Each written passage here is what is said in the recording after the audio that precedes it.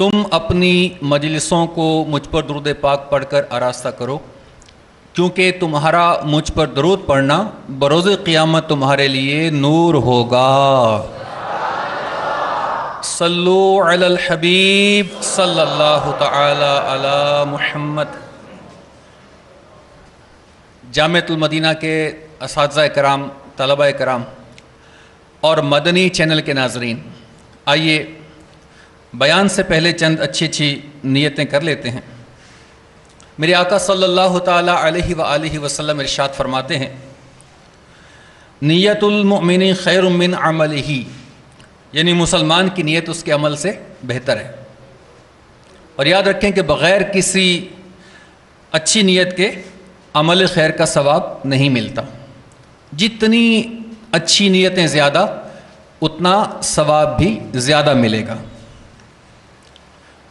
تو حسب موقع آئیے چند نیتیں کر لیتے ہیں کہ اللہ تبارک و تعالیٰ کی رضا پانے اور ثواب کمانے کے لیے علم دین حاصل کروں گا، سیکھ کر دوسروں تک پہنچاؤں گا، صلو علی الحبیب، اذکر اللہ، توبو الی اللہ وغیرہ سن کر ثواب کمانے اور صدا لگانے والوں کی دلجوئی کے لیے بلند آواز سے جواب دوں گا، اول تاخیر بیان میں شریک رہوں گا، صلو علی الحبیب صلی اللہ تعالی علی محمد وعلی آلہ وصحبہ وبارک وسلم۔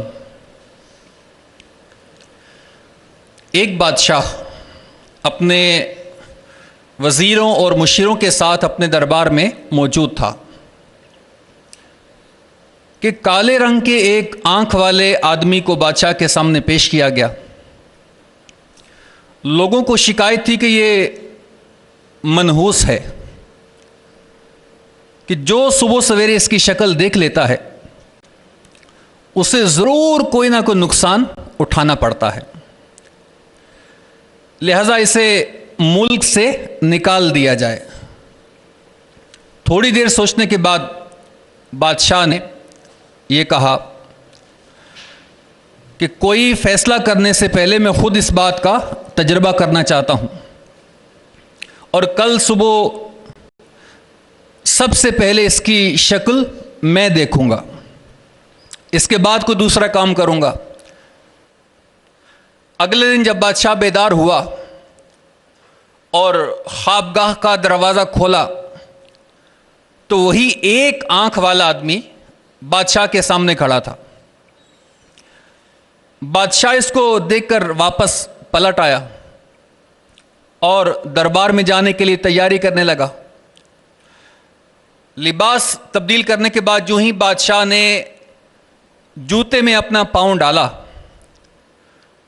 اس میں موجود زہریلے بچھو نے بادشاہ کو ڈنک مارا۔ بادشاہ کی ایک دم چیخیں بلند ہوئیں تو خدمتگار جو تھے وہ بھاگم بھاگ بادشاہ کے پاس پہنچ گئے، اور اب کیفیت کیا تھی کہ بچھو کے ڈنک کے اثر سے بادشاہ کا سرخ و سفید چہرہ اب نیلا پڑ چکا تھا۔ محل میں ہر طرف شور ہی شور مچ گیا کہ بادشاہ سلامت کو بچھو نے کاٹ لیا ہے۔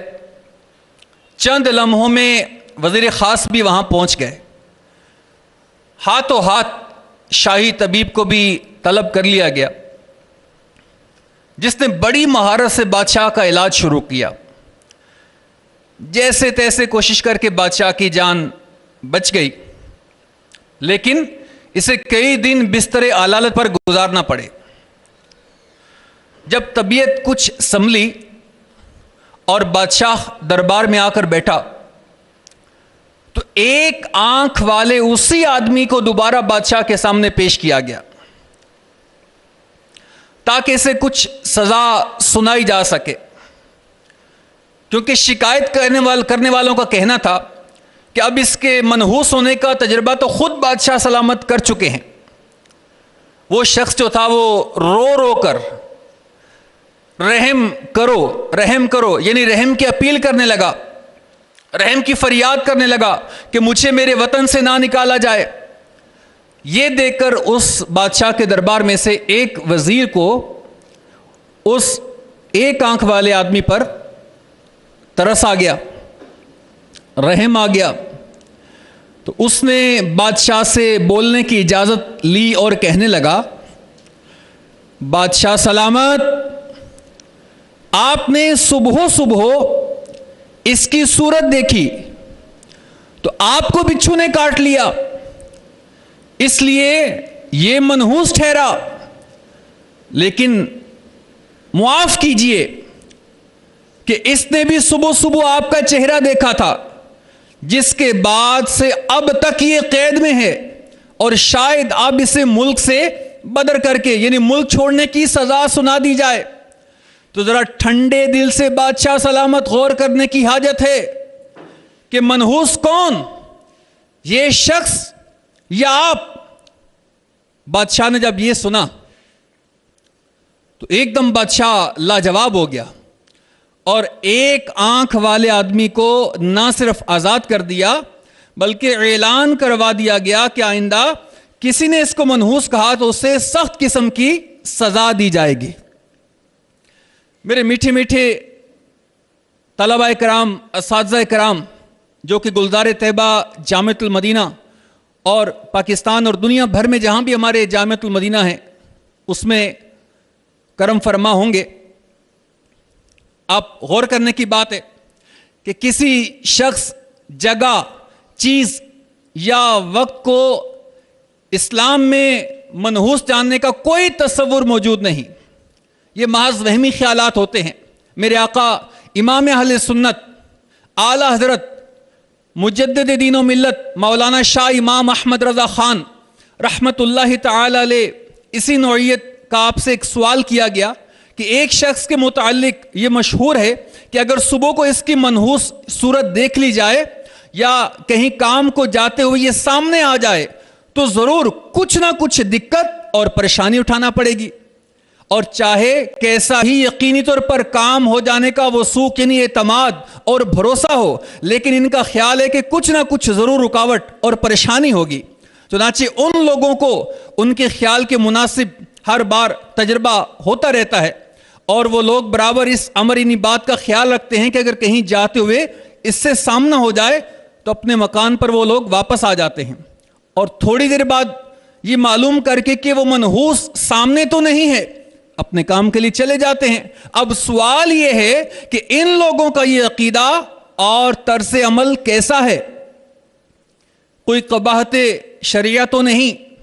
امام اہل سنت عاشق ماہ نبوت صلی اللہ تعالی علیہ وسلم اعلی حضرت علی رحمت نے جواب ارشاد فرمایا، شرع مطہرہ میں اس کی کوئی اصل نہیں، لوگوں کا وہم سامنے آتا ہے۔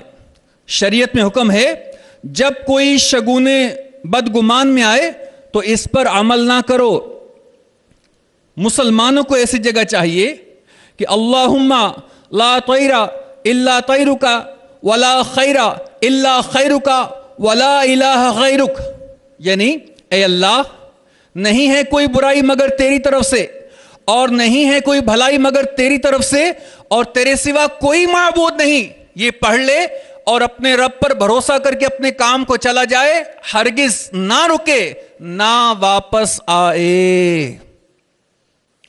تو میرے پیارے پیارے میٹھے میٹھے اساتذہ کرام، طلبہ کرام اور مدنی چینل کے ناظرین، آپ نے سماعت فرمایا کہ کسی شخص کو منحوس قرار دینے میں اس کی سخت قسم کی دل آزاری ہے اور اس سے تہمت دھرنے کا گناہ بھی ہوتا ہے، اور یہ دونوں معاذ اللہ جہنم میں لے کے جانے والے کام ہیں۔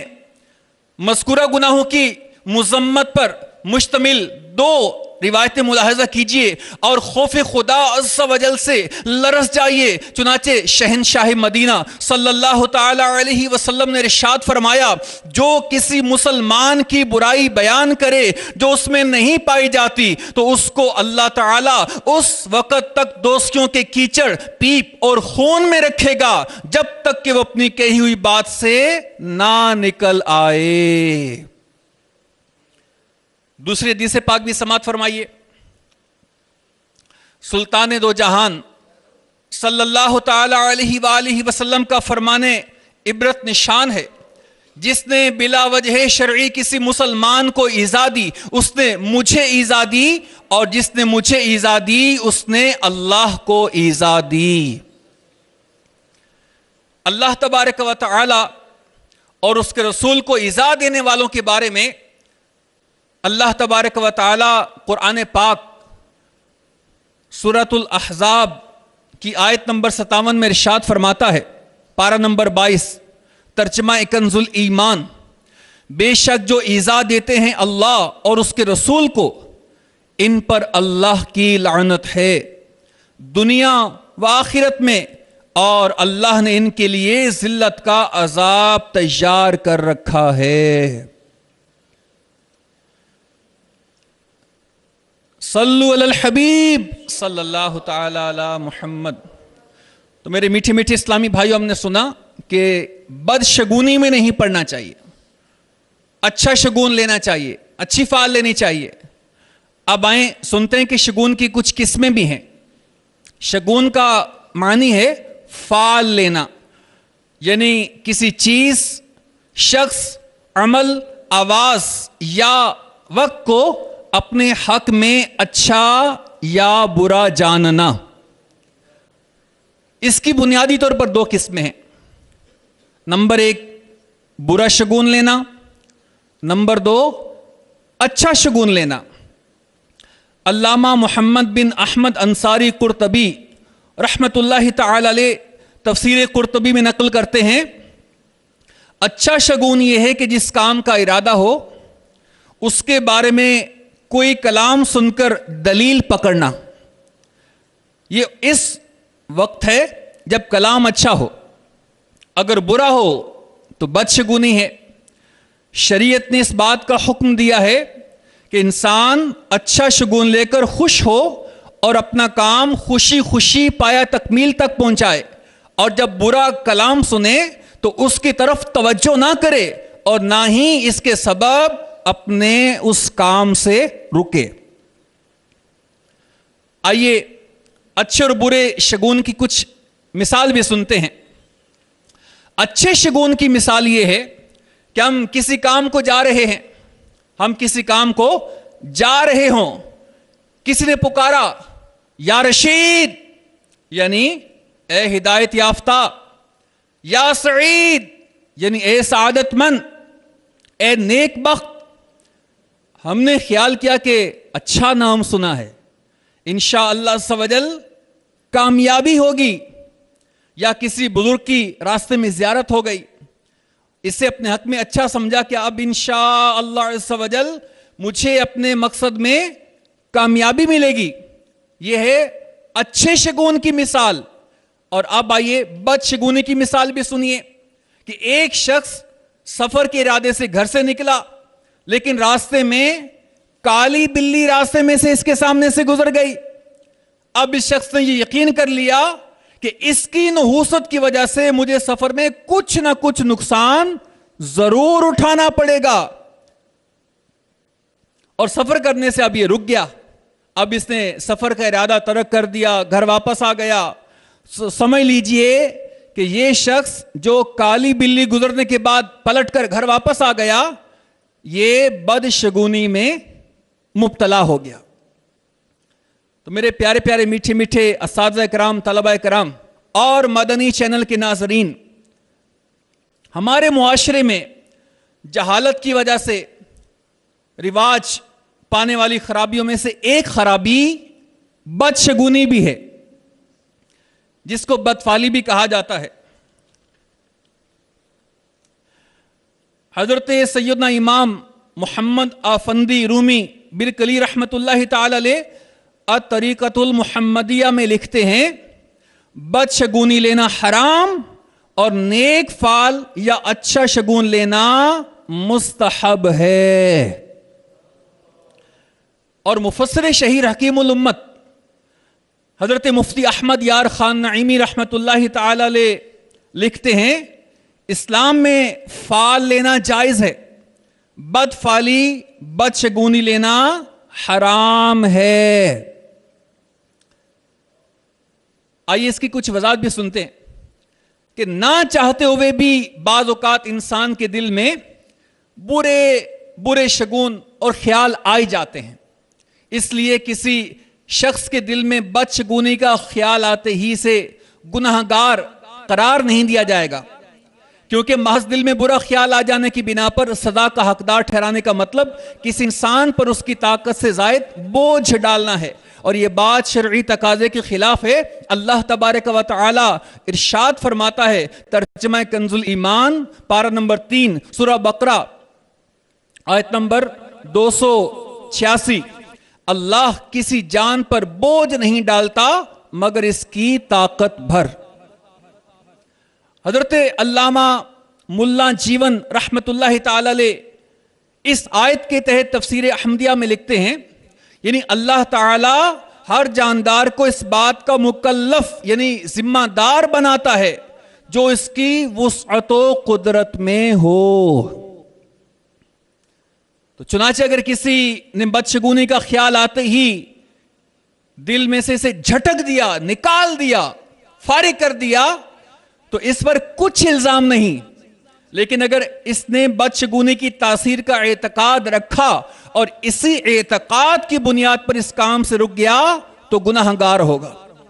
مثلا کسی چیز کو منحوس سمجھ کر سفر یا کاروبار کرنے سے یہ سوچ کر رک گیا کہ اب مجھے نقصان ہوگا ہی ہوگا، تو اب یہ گناہگار ہوگا.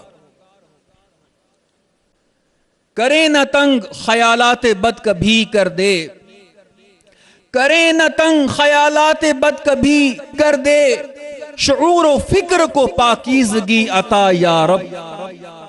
صلو علی الحبیب صلی اللہ تعالی علی محمد. میرے میٹھے میٹھے طلباء کرام، اساتذہ کرام، ہو سکتا ہے کہ ابھی تک ہمیں بدشگونی کے حوالے سے کھل کر اس انداز سے سمجھ نہ آئی ہو، تو بدشگونی کے حوالے سے کچھ مزید آپ کو اس کی مختلف شکلیں پیش کرتا ہوں. اس سے آپ کو مزید اندازہ ہوگا کہ کس قسم کے اقدامات یا کس قسم کے معاملات بدشگونی میں شامل ہوتے ہیں. یہ بدشگونی خالی ہمارے شہر، محلے، گلی یا ملک کا معاملہ نہیں، بلکہ ابھی عالمگیر بیماری بن چکی ہے. ہر علاقے کے، ہر شہر کے اپنے اپنے معاملات ہیں، اپنے اپنے انداز ہیں. آئیے مختلف ملکوں میں مختلف مقامات پر رہنے والے مختلف لوگ جو ہیں وہ کس قسم کی بدشگونیاں لیتے ہیں، جنہیں بعضوں کا سن کر انسان حیران ہو جاتا ہے. آپ بھی سماعت کیجئے اور ان سے نیت کریں کہ انشاءاللہ ہمیشہ بدشگونی سے بچتے رہیں گے. ان باتوں کو بتانے کا ایک مقصد یہ بھی ہے کہ ہم اپنا بھی جائزہ لیں. خدا نہ خواستہ اگر اب تک کوئی بات تھی یا ہوئی تو اس سے توبہ کریں، آئندہ بچیں. کسی میں دیکھیں تو اس کو بچانے کی کوشش کریں. تو کس قسم کی ترکیبیں پائی جاتی ہیں آئیے سنتے ہیں.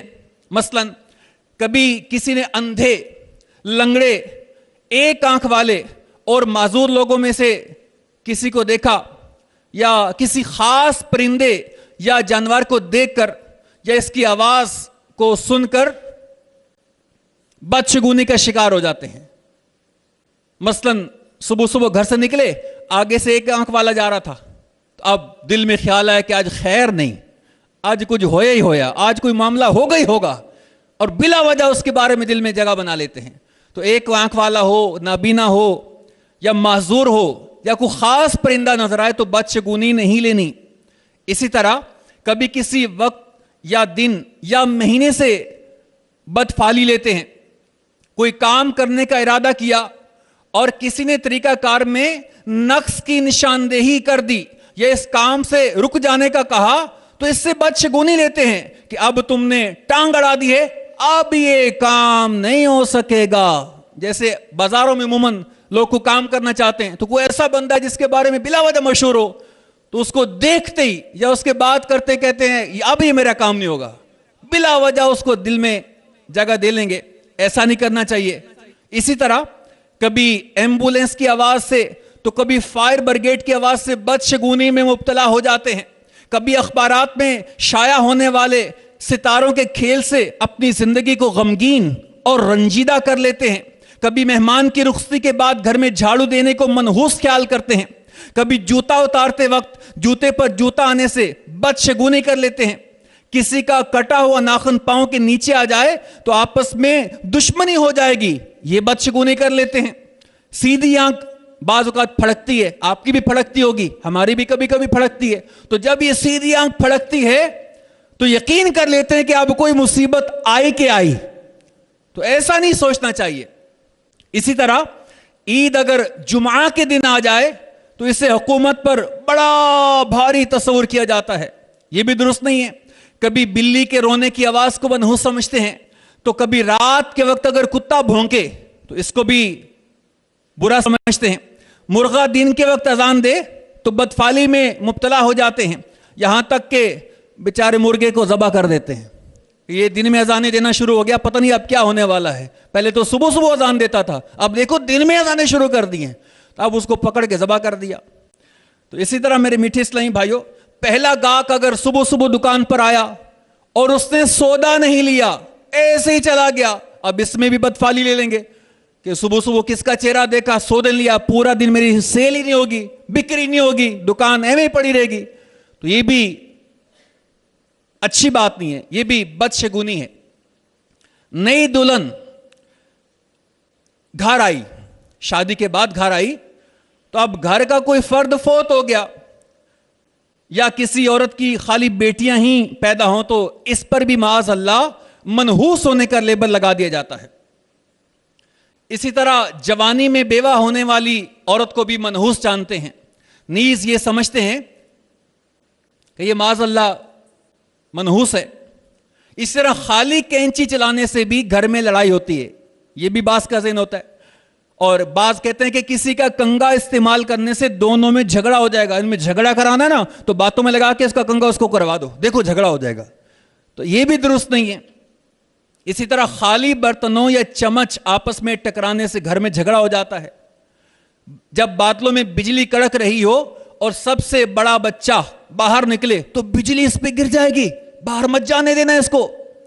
اچھا, بچے کے دانت الٹے نکلیں تو اب جناب ننیال یعنی ماموں وغیرہ پر یہ بھاری ہوتے ہیں, ٹینشن دل میں پال لیں گے.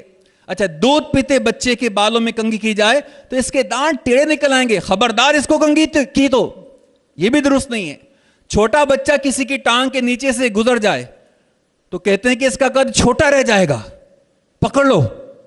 اسی طرح بچہ سویا ہو اور اس کے اوپر سے کوئی پھلانگ کر گزر جائے تو اب کیا کہیں گے, اب یہ بڑے قد والا نہیں ہوگا, یہ تو چھوٹا رہے گا, یہ بڑا نہیں ہو سکتا, بلا وجہ مور لگا دیں گے. اسی طرح مغرب کے بعد دروازے میں نہیں بیٹھنا چاہیے کیونکہ یہاں سے بلائیں گزر رہی ہوتی ہیں. زلزلے کے وقت بھاگتے ہوئے جو زمین پر گر گیا, بعض کہتے ہیں کہ وہ تو گونگا ہو جائے گا. اسی طرح رات کو آئینہ دیکھنے سے چہرے پر جھریاں پڑ جاتی ہیں. نومولود یعنی بہت چھوٹے بچے کے کپڑے دھو کر نچوڑے نہیں جاتے کہ اس سے بچے کے جسم میں درد ہوتا ہے. تو کبھی نمبروں سے بدفعلی لیتے ہیں, بالخصوص جو بیرون ملک یورپ وغیرہ میں, تو اس لیے ان کی بڑی بڑی عمارتوں میں 13 نمبر والی منزل نہیں ہوتی, بعض عمارتوں میں 13 نمبر والی منزل نہیں ہوتی. اب یہ 12 تک کریں گے, بیچ میں 13 نکال کے 14 سے شروع کریں گے, 13 کا وجود ہی ختم کر دیا کہ یہ نمبر درست نہیں ہے, منحوس نمبر ہے معاذ اللہ. اب اس طرح رات کے وقت کنگھی چوٹی کرنے یا ناخن کاٹنے سے نحوست آتی ہے. گھر کی چھت یا دیوار پر الو بیٹھنے سے نحوست آتی ہے, جبکہ بعض مغربی ممالک میں الو کو بابرکت سمجھا جاتا ہے. مغرب کی اذان کے وقت تمام لائٹیں روشن کر دینی چاہیے ورنہ بلائیں اترتی ہیں. تو مذکورہ بالا جو آپ نے باتیں سنی, یہ بدشگونیوں کے علاوہ ان کے علاوہ بھی بہت ساری بدشگونیاں مختلف قوموں میں مختلف ملکوں میں پائی جاتی ہیں. تو میرے میٹھے میٹھے پیارے پیارے اسلامی بھائیوں, اب بدشگونی آئی تو اس کا کوئی نقصان بھی آئے گا نہیں آئے گا. اب اس کے نقصانات کیا ہیں, آئیے چند ایک نقصانات سنتے ہیں. بدشگونی انسان کے لیے دینی اور دنیاوی دونوں اعتبار سے بہت زیادہ خطرناک, ڈینجرس, ویری ڈینجرس ہے. یہ انسان کو وسوسوں کی دلدل میں اتار دیتی ہے, چنانچہ ہر وہ چھوٹی بڑی چیز سے ڈرنے لگتا ہے. یہاں تک کہ وہ اپنی پرچھائی یعنی بعض اوقات انسان اپنے ہی سائے سے خوف کھاتا ہے، اس قدر بیچارہ پریشانی کا شکار ہو جاتا ہے اور اس وہم میں مبتلا ہو جاتا ہے کہ دنیا کی ساری بدبختی اور بد نصیبی اسی کے گرد جمع ہو چکی ہے اور دوسرے لوگ پرسکون زندگی گزار رہے ہیں۔ ایسا شخص اپنے پیاروں کو بھی بعض اوقات وہم کی نگاہ سے دیکھنے لگتا ہے، جس سے دلوں میں قدورت یعنی دشمنی پیدا ہوتی ہے۔ بدشگونی کی باطنی بیماری میں مبتلا انسان ذہنی و قلبی طور پر مفلوج یعنی بالکل ناکارہ ہو کے رہ جاتا ہے اور کوئی کام ڈھنگ سے نہیں کر سکتا۔ امام ابو الحسن علی بن محمد ماوردی رحمت اللہ تعالی لکھتے ہیں، جان لو بدشگونی سے زیادہ فکر کو نقصان پہنچانے والی اور تدبیر کو بگاڑنے والی کوئی شے نہیں ہے۔ میرے پیارے پیارے اسلامی بھائیوں، اسی طرح کثیر احادیث مبارکہ کے اندر بھی بدشگونی کے نقصانات سے ہمیں باخبر کیا گیا ہے۔ چنانچہ نبی پاک صاحب الاولاق صلی اللہ تعالی علیہ وآلہ وسلم نے بدفعلی لینے والوں سے اپنی بیزاری کا اظہار ان الفاظ میں فرمایا، جس نے بدشگونی لی اور جس کے لیے بدشگونی لی گئی وہ ہم میں سے نہیں ہے، یعنی ہمارے طریقے پر نہیں ہے۔ شاہ بنی آدم رسول محتشم صلی اللہ تعالی علیہ وسلم کا فرمان علی شان ہے، تین چیزیں جس شخص میں ہوں، بہت توجہ کے ساتھ ماشاءاللہ سن رہے ہیں، مزید سنیں کہ تین چیزیں جس شخص میں ہوں وہ بلند درجات تک نہیں پہنچ سکتا۔ نمبر ایک، جو اپنی اٹکل سے غیب کی خبر دے یعنی آئندہ کی بات بتائے۔ نمبر دو، فال کے تیروں سے اپنی قسمت معلوم کرے، یا بدشگونی کے سبب اپنے سفر سے رک جائے۔ بدشگونی کے بڑے بڑے بھیانک نتائج ہوتے ہیں، آئیے چند سنتے ہیں تاکہ اس بیماری سے بچیں۔ بدشگونی کا شکار ہونے والوں کا اللہ تبارک و تعالی پر اعتماد اور توکل کمزور ہو جاتا ہے۔ اللہ تعالیٰ کے بارے میں معاذ اللہ بدگمانی پیدا ہوتی ہے، تقدیر پر ایمان کمزور ہونے لگتا ہے، شیطانی وسوسوں کا دروازہ کھلتا ہے، بدفعلی سے آدمی کے اندر توہم پرستی، بزدلی، ڈر، خوف، پست ہمتی اور تنگ دلی پیدا ہو جاتی ہے۔ ناکامی کی بہت سی وجوہات ہو سکتی ہیں، لازمی تو نہیں کہ یہی بات ہو، مثلا کام کرنے کا طریقہ درست نہ ہو، غلط وقت اور غلط جگہ پر کام کرنا اور نا تجربہ کاری، یہ بھی وجہ ہو سکتی ہے۔ لیکن بدشگونی کا عادی شخص اپنی ناکامی کا سبب نحوست کو قرار دینے کی وجہ سے اپنی اصلاح سے محروم ہو جاتا ہے۔ بدشگونی کی وجہ سے اگر رشتے ناتے توڑے جائیں تو آپس کی ناچاکیاں جنم لیتی ہیں۔ جو لوگ اپنے اوپر بدفعلی کا دروازہ کھول لیتے ہیں، انہیں ہر چیز ہر طرف معاذ اللہ منحوس نظر آنے لگتی ہے۔ کسی کام کے لیے گھر سے نکلے اور کالی بلی نے راستہ کاٹ لیا تو یہ ذہن بنا لیتے ہیں کہ اب ہمارا کام نہیں ہوگا اور واپس گھر آ گئے۔ ایک شخص صبح سویرے اپنی دکان کھولنے جاتا ہے، راستے میں کوئی حادثہ پیش آیا تو سمجھ لیتا ہے کہ آج کا دن میرے لیے بڑا ہی منحوس ہے، لہذا مجھے نقصان ہوگا۔ یوں زندگی کا نظام درہم برہم ہو کر رہ جاتا ہے۔ اسی طرح کسی کے گھر پر الو کی آواز سن لی تو اعلان کر دیا کہ اس گھر کا کوئی نہ کوئی مرنے والا ہے یا خاندان میں جھگڑا ہونے والا ہے، جس کے نتیجے میں اس گھر والوں کے لیے مصیبت کھڑی ہو جاتی ہے۔ نیا ملازم اگر کاروباری ڈیل نہ کر پائے اور آرڈر ہاتھ سے نکل جائے تو فیکٹری کا مالک اس سے منحوس کہہ کر نوکری سے نکال لے گا کہ منحوس، آتے ہی پہلا سودا خراب کر دیا، نقصان کر دیا، آئندہ پتہ نہیں کیا کرے گا، چل نکل یہاں سے، بلا وجہ بیچارے کو جھاڑ کے نکال دیں گے۔ اسی طرح نئی دلہن کے ہاتھوں اگر کوئی چیز ٹوٹ کر گر جائے، ٹوٹ پھوٹ جائے تو اس کو منحوس سمجھا جاتا ہے اور بات بات پر معاذ اللہ اس بیچاری کی دل آزاری کی جاتی ہے۔ تو میرے پیارے پیارے میٹھے میٹھے اسلامی بھائیوں، بدشگونی اور طرح طرح کی ظاہری و باطنی گناہوں سے بچنے کا جذبہ پانے کے لیے تبلیغ قرآن و سنت کی عالمگیر غیر سیاسی تحریک، دعوت اسلامی کا مدنی ماحول کسی نعمت عظمیٰ سے کم نہیں، اسے ہر دم وابستہ رہیے۔ الحمدللہ عز و جل اس مدنی ماحول کی برکت سے جہاں دیگر بڑے بڑے گناہوں سے شفائیں ملی، بہت برکتیں ملی، آئیے آپ کو ایک مدنی بہار سناتا ہوں۔ قصبہ کالونی باب المدینہ کراچی کے ایک اسلامی بھائی کے بیان کا خلاصہ ہے۔ ہمارے خاندان میں لڑکیاں کافی تھیں، چچا جان کے یہاں 7 لڑکیاں تو بڑے بھائی جان کے یہاں 9 لڑکیاں۔ میری شادی ہوئی تو میرے یہاں بھی لڑکی کی ولادت ہوئی۔ سب کو تشویش ہونے لگی، اور آج کل ایک ذہن عام سا ہو گیا ہے کہ کوئی چھوٹا موٹا مسئلہ بھی ہو تو کہتے ہیں اس سے جادو کروا دیا۔ اب ان پر بھی یہ وہم آیا کہ کسی نے اولاد نرینہ کا سلسلہ بند کروا دیا ہے، تو اب یہ کہتے ہیں کہ میں نے دعوت اسلامی کے مدنی ماحول کی برکت سے نیت کی کہ میرے یہاں لڑکا پیدا ہوا تو 30 دن کے مدنی قافلے میں سفر کروں گا۔ اب یہ کہتے ہیں کہ میری مدنی منی کی امی نے ایک بار خواب دیکھا کہ آسمان سے کوئی کاغذ کا پرزہ ان کے قریب آ کر گرا، دیکھا تو اس ٹکڑے پر لکھا تھا بلال۔ کہتے ہیں کہ الحمدللہ عز و جل 30 دن کے مدنی قافلے کی برکت سے میرے یہاں مدنی منی کی آمد ہو گئی۔ آگے کہتے ہیں کہ نہ صرف ایک بلکہ آگے چل کر یکے بعد دیگرے اللہ تعالی نے مزید 2 مدنی منی عطا فرمائے۔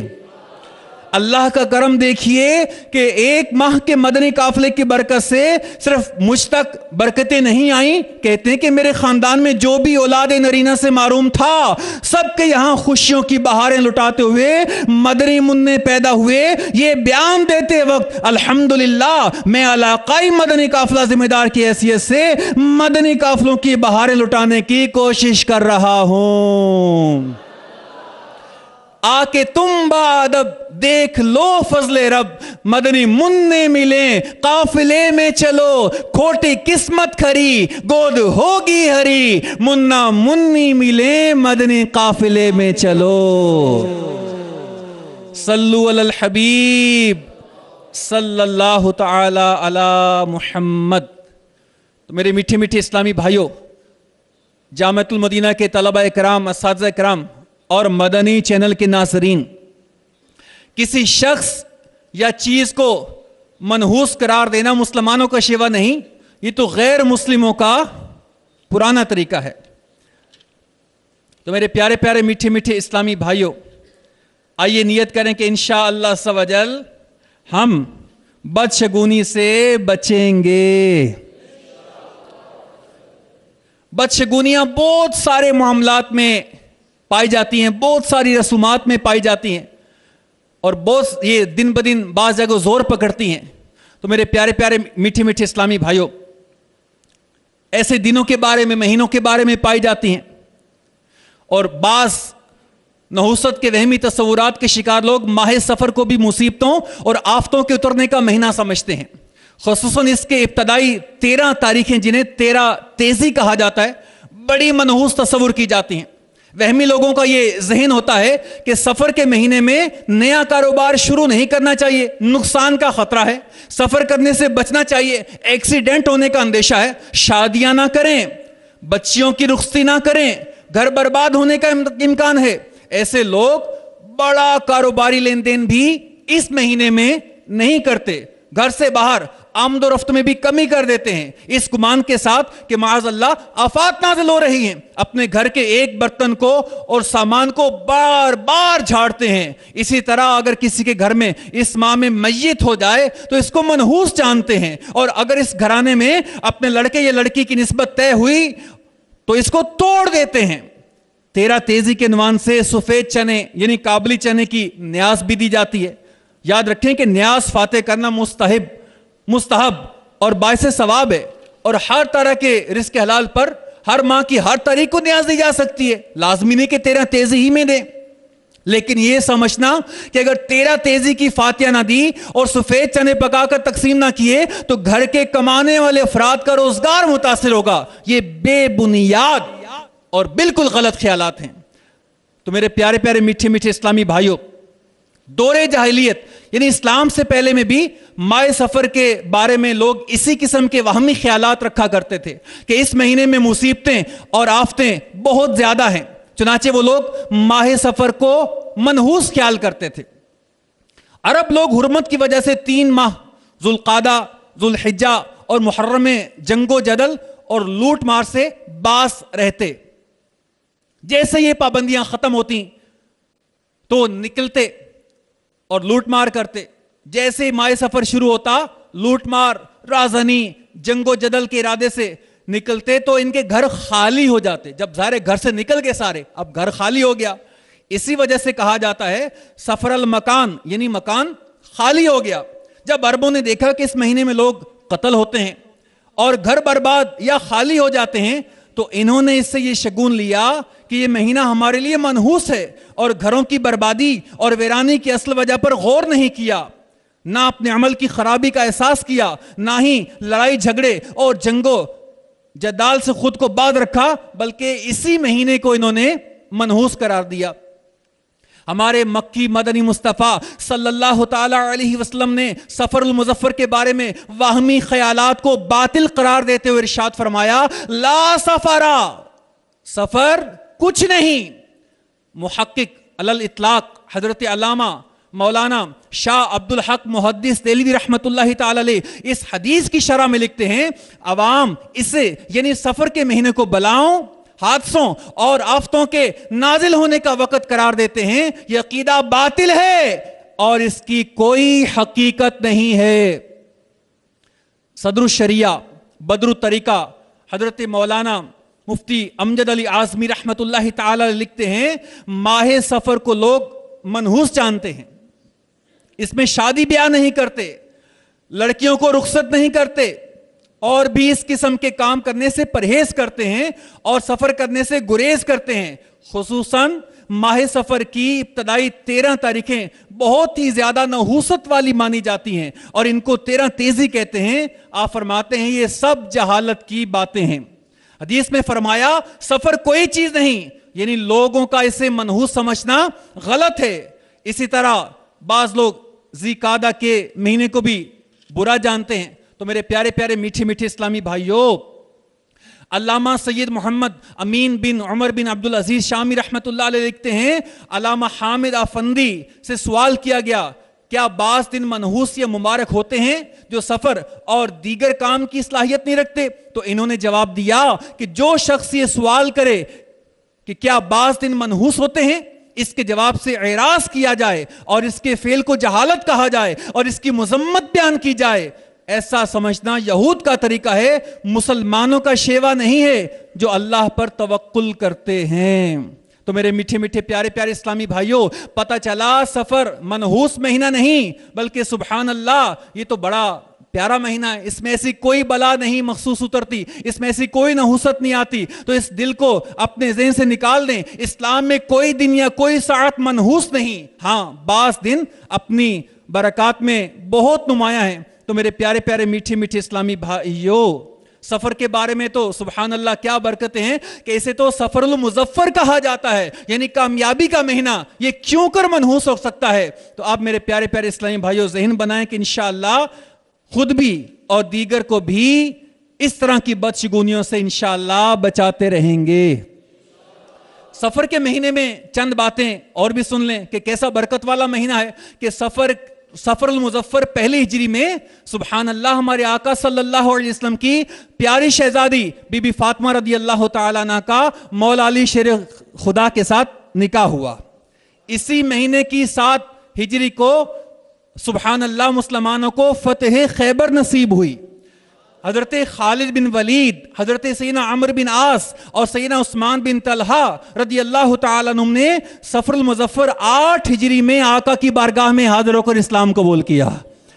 مدائن جس میں کسرا کا محل تھا، اس کی فتح بھی سفر 16 ہجری ہی کے مہینے میں ہوئی۔ تو میرے پیارے پیارے میٹھے میٹھے اسلامی بھائیوں، کیا اب بھی آپ کو ہم سفر کو منحوس جانیں گے؟ نہیں، انشاءاللہ عز و جل ہم اسلام کی تعلیمات کے مطابق انشاءاللہ ہر دن ہر مہینے کو اچھا سمجھیں گے، نیکیوں میں گزاریں گے، گناہوں سے بچیں گے، اور انشاءاللہ سوجل خود بھی بدشگونی سے بچیں گے، دیگر مسلمانوں کو بچانے کی کوشش کریں گے۔ جس کا ذہن بنتا ہے وہ ہاتھ اٹھا کے انشاءاللہ کا اظہار کر دے۔ ماشاءاللہ، اللہ تبارک و تعالی ہمیں دعوت اسلامی اور امیر اہل سنت کی غلامی میں مدنی مرکز کے دیے ہوئے طریقہ کار کے مطابق چلنے کی اور ساری دنیا میں اسلام کو عام کرنے کی، مدنی انعامات پر عمل کرنے کی توفیق عطا فرمائے۔ صلو علی الحبیب صلی اللہ تعالی علی محمد۔